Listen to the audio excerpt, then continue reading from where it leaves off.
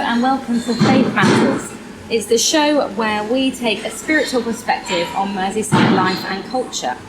I'm Laura Pasterfield, and today we are here in the Tate, Liverpool, talking about Christian theology and art.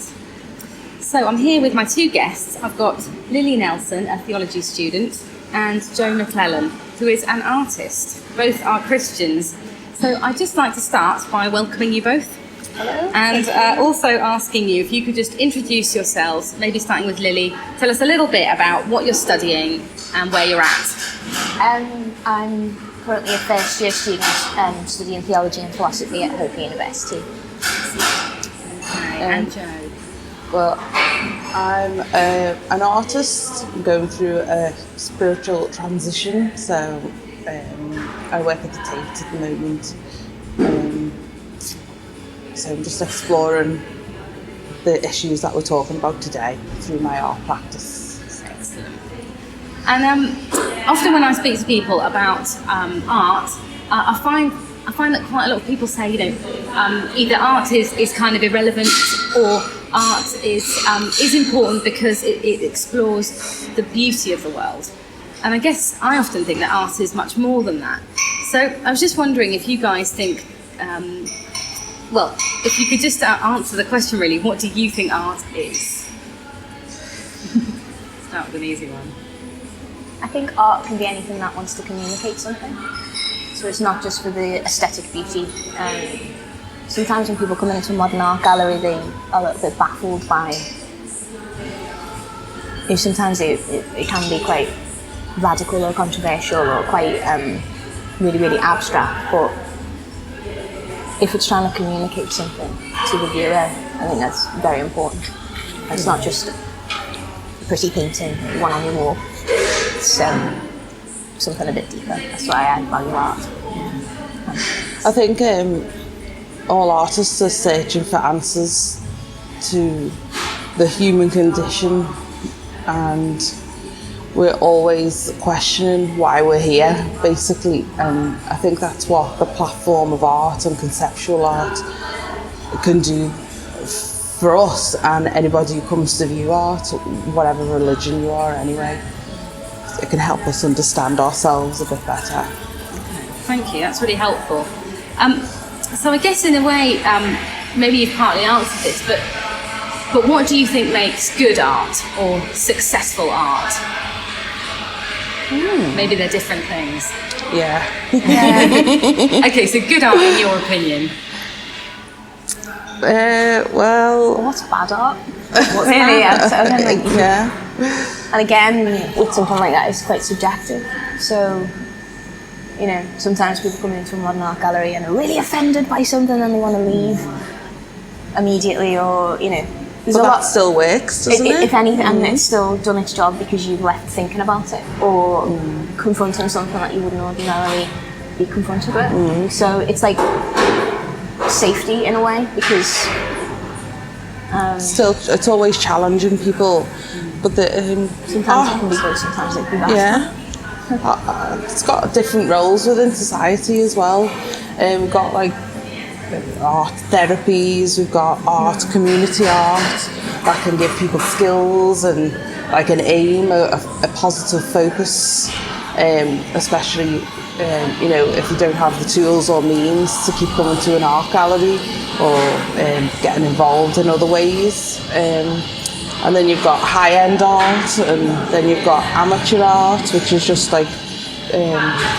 can be anything from just painting beautiful scenery and portraiture. So it's a massive, massive amount of scale. It's quite nice because there's never a right or a wrong answer when it comes to what is good or bad art. So I think the most damaging thing you can do is, if a child draws something, they go, "Oh no, you haven't done this, that and the other." It's about freedom. And I know that when we've done workshops here, that particularly with Jackson Pollock, and the kids were allowed to just really get into the paint and express what they, there was no right or wrong answer. And I think that's important. And who's to say that's not good or bad art, but it's done something to the person who's created it. So thank you. I think that's really helpful actually. There's something about subjectiveness of art, and also just the communication.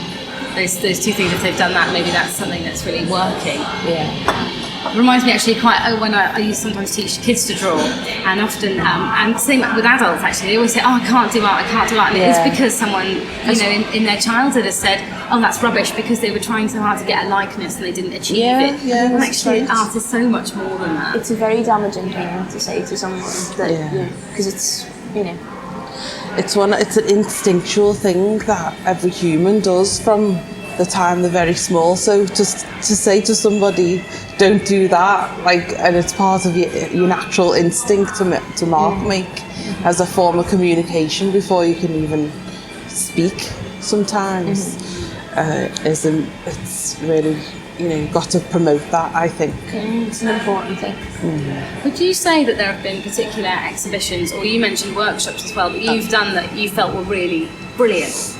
I mean, because obviously if it is subjective, I guess there are certain things that you think are better than others, just from a personal point of view. Yeah.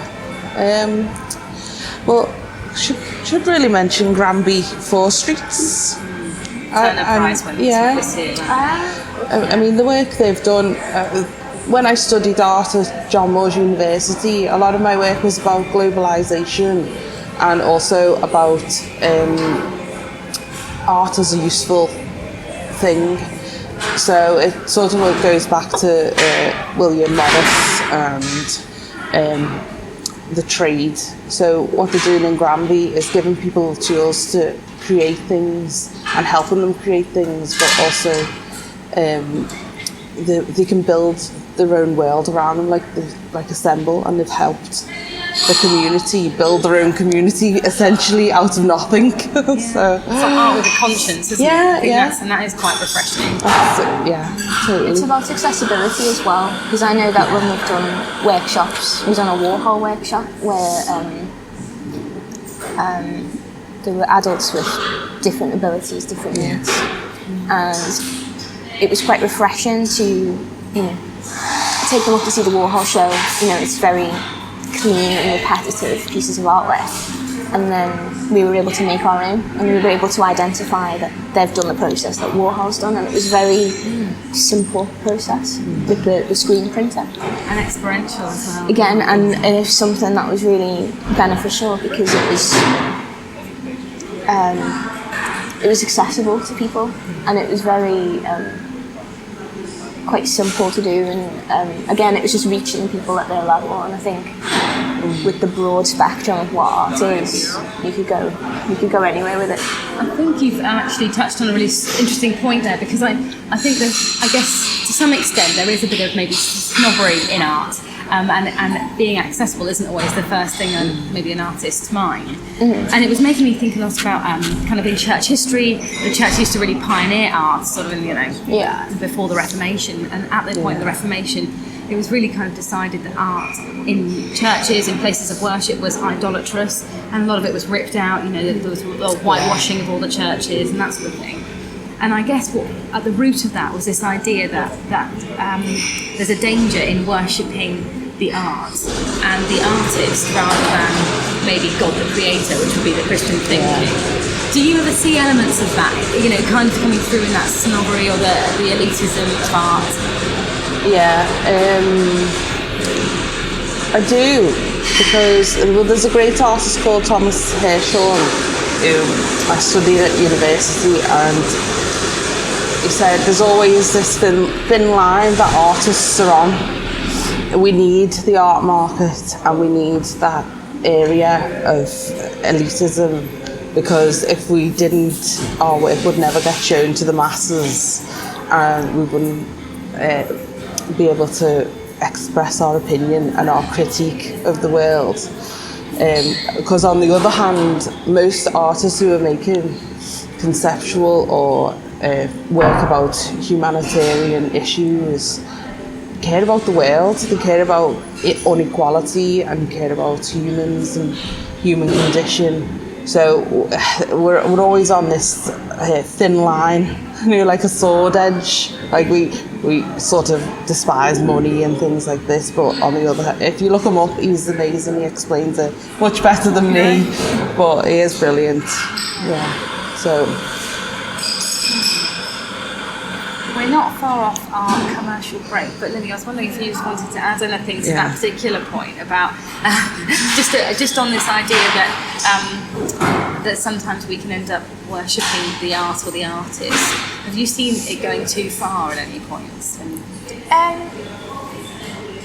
Again, there's a thin line with why people come to see art, because sometimes there's celebrity attachment to it as well. Yeah. And we had a really interesting lecture on medieval relics and the idea of, you know, a relic would be a part of something to do with church history. It would have had a meaning and people going to see it. And maybe with the idea of something that's a big part of art history, would, you know, people want to come and view it for themselves, or I'm not too sure worshipping is the right thing to do, but people want to come and buy merchandise of it. Right. They want to say they've seen it. There's a commercial side to it. There is a commercial side to it.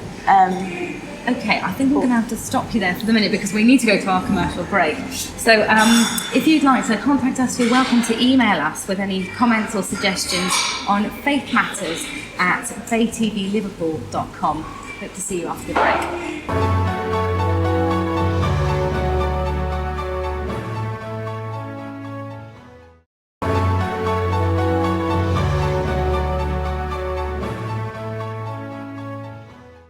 Hello, welcome back to Faith Matters. I'm here today in the Tate Liverpool with Lilly Nelson, a theology student, and I have here Jo McClellan, an artist.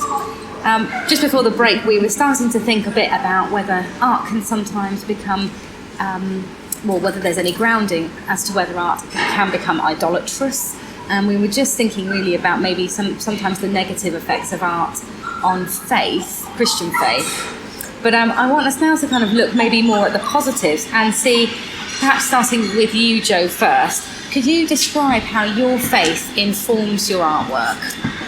Well, in the past, a lot of it was to do with my own sort of morality. Like I did a great big piece with 4 of the 10 Commandments on. This was at college years ago. And I used to do things like 7 deadly sins and things like this.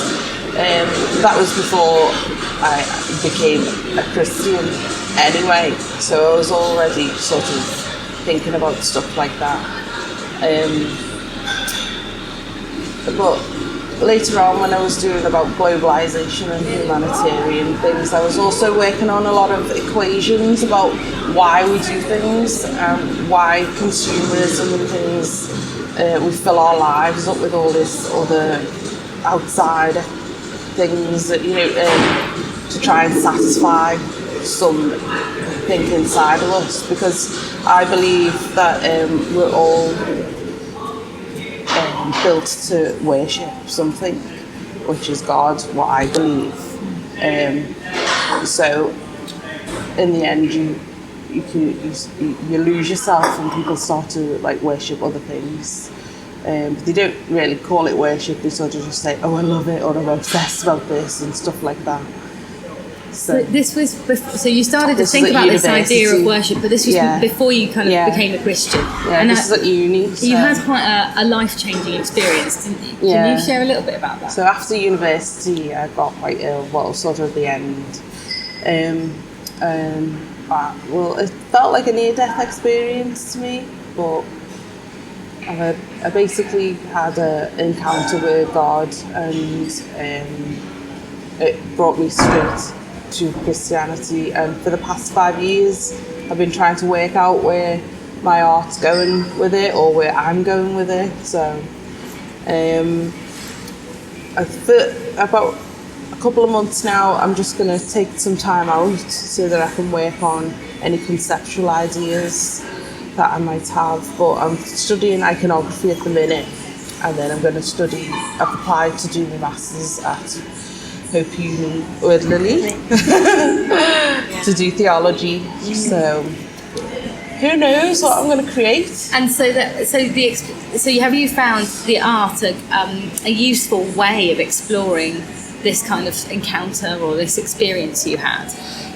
was pretty difficult, actually, I have to be honest with you. Yeah, it was really difficult. If I made something that looked remotely religious, people would critique it or think I was being criticising the church, or things like that. It's a shame that people think that, though. Yeah, I was like, no, I'm actually just painting it because I want to paint it, because that's what I feel like I've been told to paint. So, with the Superhuman exhibition we had, and with the painting of Jesus, and I felt really sad, like you say. I was like, I wanted to paint Jesus because I love Jesus, and they were like, what? Aren't you critiquing the church and religion and things? And I was like, no. It wasn't. I'm just wondering as well, Lily, if you've experienced when you're studying theology, having had quite a creative background, being interested in photography, and then sort of coming to theology, have you found that studying theology has stifled your creativity, or maybe has it enabled it? Not at all. I think with the broad subject area of theology, when you look at how much it informs a lot of art, music, whether that be positive or negative, I don't think that, as you say, I don't think, again, it's subjective. What people are going to see as blasphemous or whichever. And I think if you painting something, or you're creating something to question something, I don't think it would ever be seen as blasphemous, but that's my opinion. Yeah, unless that's your intention. Exactly, if that's your intention, you think fair enough, but then that's also their free will to make that piece of art. Again, it's still should engage with that. Exactly, and I think it's quite baffling when, as you say, you've done a painting of Jesus and then people are offended by it because of X, Y, and Z, and you think, well, no, I didn't mean that, or sometimes it's down to the individual when they look at it. But with my course, we've had opportunities to present on different texts, and I've presented on two pieces of artwork which have been quite challenging to. Could you give us an example of one of those?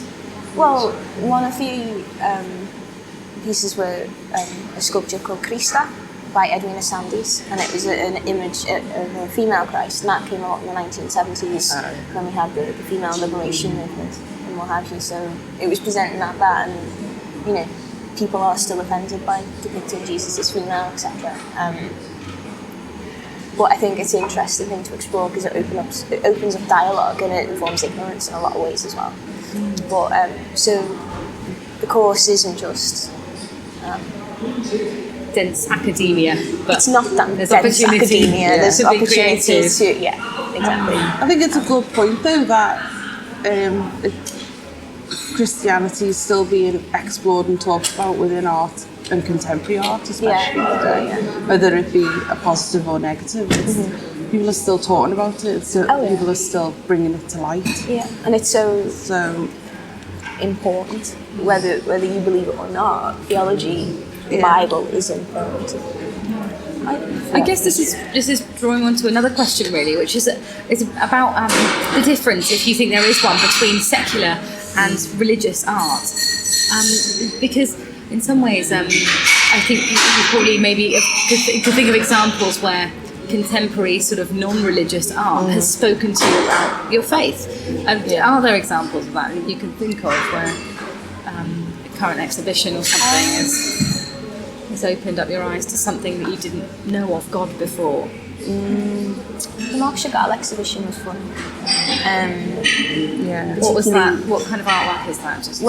Mark Chagall is a Jewish artist. And obviously, Old Testament. There was a lot of things I did not know about, like Judaism and his life story as well. And there's a lot of symbolism he used that wasn't just... there was a lot of spirituality in his symbolism that he used. And there was Christian symbolism in that as well, because it was sort of... the more you look, the more you find in his work. So that was fun.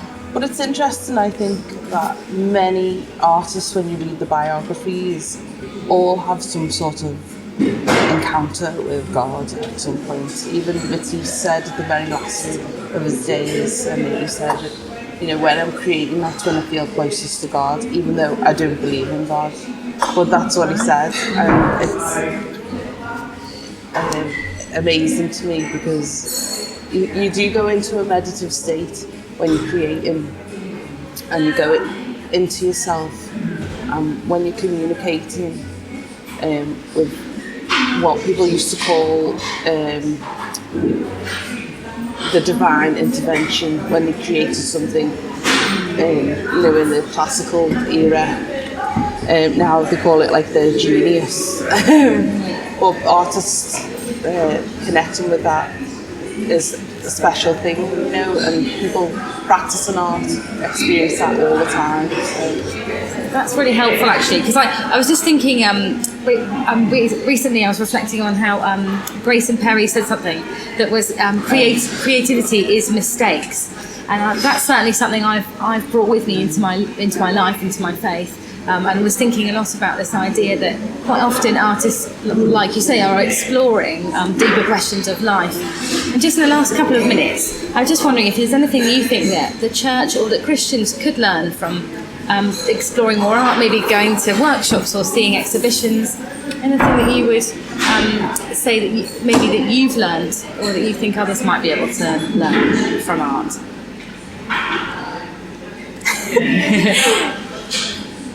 I think it's a great thing when a human being can see everybody's point of view.